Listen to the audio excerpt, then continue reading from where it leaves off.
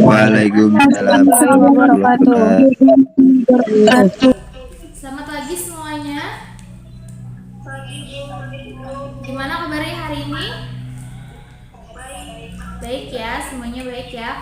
Karena pembelajaran SMK 1 masih daring, masih online, jadi kalian belajarnya di rumah masing-masing.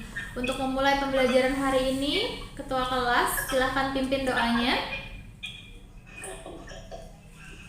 Teman-teman, sebelum belajar, marilah kita berdoa menurut agama dan kepercayaan masing-masing. Berdoa dimulai.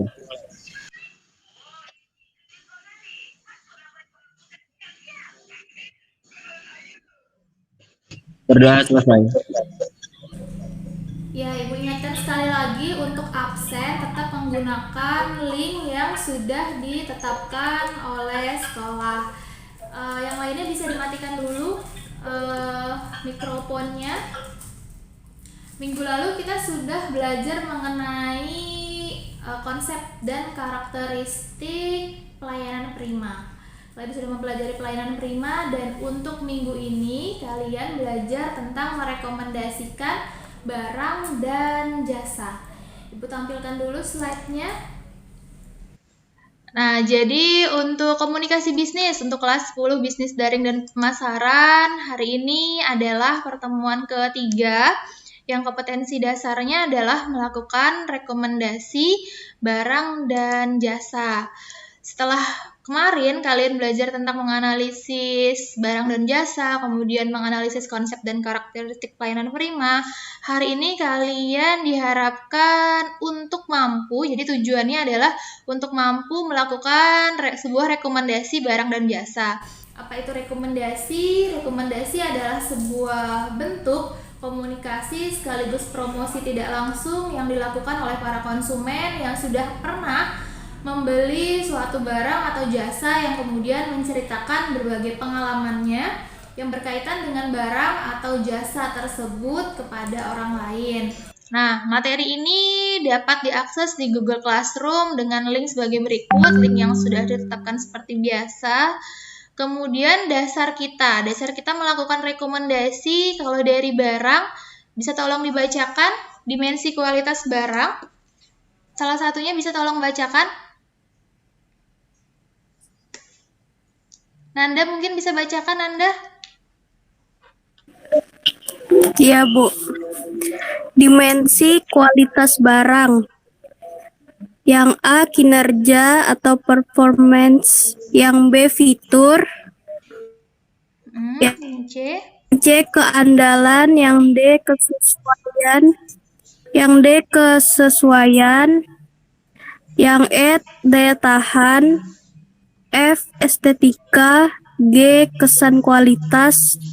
Dan H, pelayanan. Ya, Ibu jelaskan singkat dulu. Kalau untuk kinerja berarti itu menyangkut sejauh mana produk dapat berfungsi sebagai fungsi utamanya. Kalau fitur berarti menyangkut karakteristik pelengkap atau fasilitas tambahan yang ada pada barang tersebut. Keandalan atau reliability. Yang C adalah menyangkut kemungkinan bahwa produk akan bekerja dengan memuaskan atau tidak dalam periode tertentu.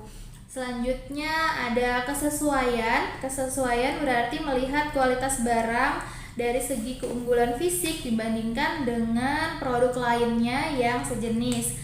Ada daya tahan atau durability berkaitan dengan umur barang atau masa pakai barang tersebut. Kemudian ada estetika. Dimensi ini melihat kualitas barang dari segi estetikanya atau dari segi keindahannya. Yang G ada pesan kualitas. Dimensi ini berkaitan dengan product image-nya, yaitu persepsi konsumen terhadap merek, nama besar perusahaan, dan juga reputasi perusahaan. Nah, untuk dimensi kualitas barang yang terakhir adalah pelayanan. Dimensi ini berkaitan dengan sejauh mana konsumen dapat menjamin perawatan dan pelayanan setelah membeli suatu produk tersebut. Itu tadi ada dimensi kualitas barang. Untuk dimensi kualitas jasa, salah satu ada yang bisa bacakan? Dahlia bisa bacakan, Dahlia? Iya, Bu. Dimensi kualitas jasa. A, bukti fisik.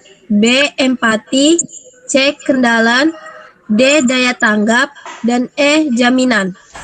Ya, jadi untuk dimensi kualitas jasa, kalau kita mau merekomendasikan sebuah jasa, maka dimensi kualitas jasanya bisa kita lihat dari bukti fisiknya, menyangkut kemampuan suatu perusahaan dalam menunjukkan eksistensinya kepada dunia luar. Kalau yang B, empati, berarti diwujudkan dengan memberi perhatian yang tulus kepada konsumennya.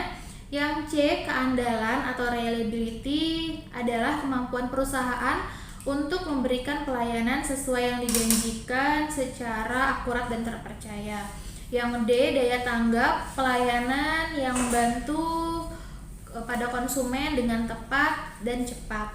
Nah, yang terakhir untuk dimensi kualitas jasa adalah menyangkut kemampuan para pegawai dalam menumbuhkan rasa percaya konsumen kepada perusahaannya. Itu tadi dimensi kualitas barang dan dimensi kualitas jasa. Gambar kerja peserta didik untuk pertemuan ketiga hari ini dengan materi pokok melakukan rekomendasi barang dan jasa. Tugasnya adalah tugas kelompok, jadi nanti kalian silahkan diskusikan dengan anggota kelompoknya masing-masing, kemudian ditulis namanya di sini. Kompetensi dasar dan indikator pencapaian kompetensinya sudah ada, jelas, kemudian tujuan pembelajarannya juga sudah ada. Untuk rangkumannya, ini adalah rangkuman pembelajaran hari ini. Dan tugasnya adalah melalui pengamatan terhadap barang dan jasa di lingkungan sekitar, siswa dapat memilih satu jenis barang dan satu jenis jasa. Kemudian siswa dapat menganalisis dimensi kualitas barang dan jasa tersebut dan dapat memberikan kesimpulan rekomendasi barang dan jasa yang baik. Nah, kemudian hasilnya bisa kalian unggah pada link aplikasi Google Room-nya. Tapi nanti Ibu akan meminta perwakilan 2 orang untuk melakukan presentasi. Nah, jadi kalian sekarang silahkan kerjakan dulu tugasnya. Nanti jika sudah selesai, 2 orang boleh presentasi ya. Aisyah mungkin bisa melakukan presentasinya.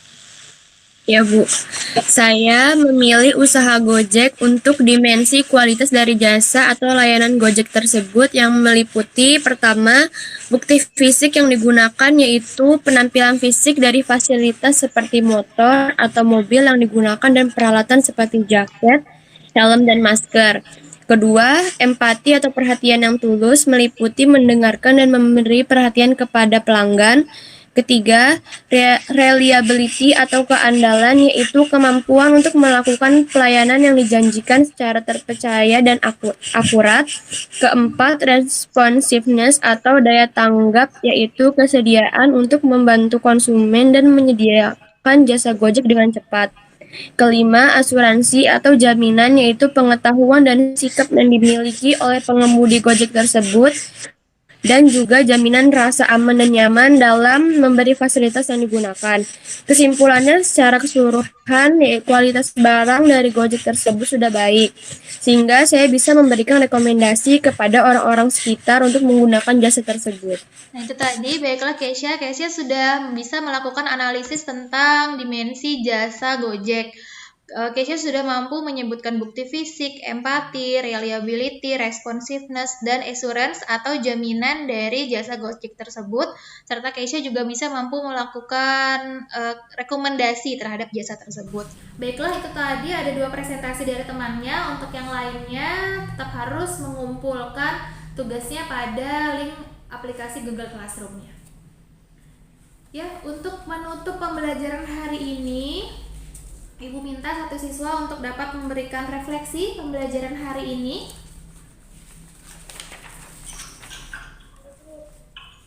Ya, Erni. Kita telah mempelajari mengenai dimensi kualitas barang meliputi kinerja, fitur, keandalan, kesesuaian, daya tahan, estetika, kesan kualitas, dan pelayanan. Kemudian untuk dimensi kualitas jasa meliputi bukti fisik, empati, keandalan, daya tanggap, jaminan. Dimensi kualitas barang dan jasa tersebut dapat digunakan untuk melakukan sebuah rekomendasi barang dan jasa.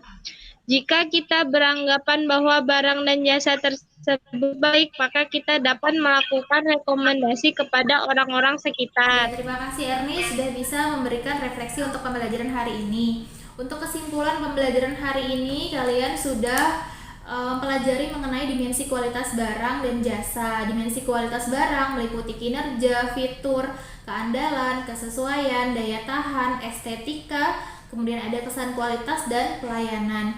Untuk dimensi kualitas jasa, kalian juga sudah mempelajari mengenai bukti fisik, empati, keandalan, daya tanggap, dan jaminan. Itu tadi alasan-alasan kalian mampu melakukan rekomendasi barang dilihat dari dimensi kualitas barang dan jasa tersebut.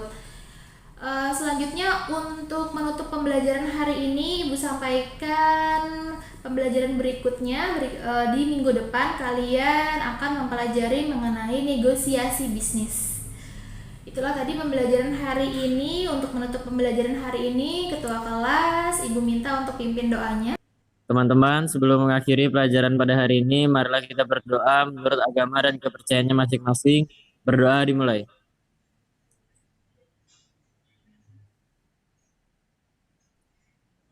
Berdoa selesai. Terima kasih Ketua kelasnya. Ibu akhiri. Selamat pagi. Assalamualaikum warahmatullahi wabarakatuh.